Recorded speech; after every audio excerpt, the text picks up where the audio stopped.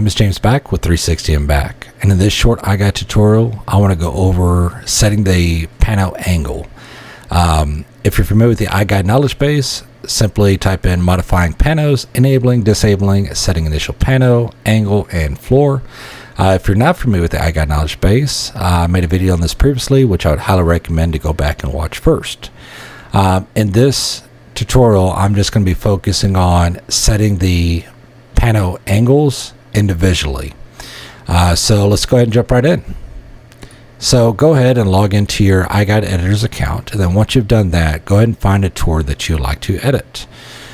So for instance, we're going to go do this one. Just go ahead and select this blue edit button, and then it'll be brought to this edit view. Go ahead and scroll all the way down, and now we're at the tour.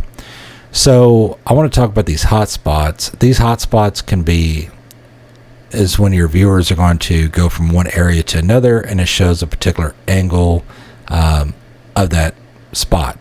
So let's just adjust one or two of these, and let's just adjust this one. Okay, so when I select this hotspot, it brings me to this view, but say I don't like this view. All right, say that I want this view. If you want this view, all you have to do is go ahead and select initial angle. It's set. So now, and then hit save. And now when we go back to the same spot, it's looking that way instead of looking this way.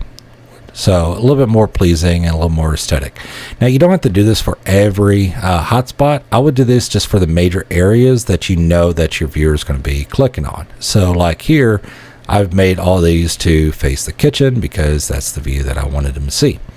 But say for, again, if we go into the garage and we select that angle, it shows this hot water heater. And maybe I just want to show the garage here. So if that's what I want to do, just go ahead and set initial angle. It's set, gives you a confirmation. Scroll down, hit save. It's done. So now if we go back there, boom, it's saved. Alrighty, well, I hope this tutorial helped you out.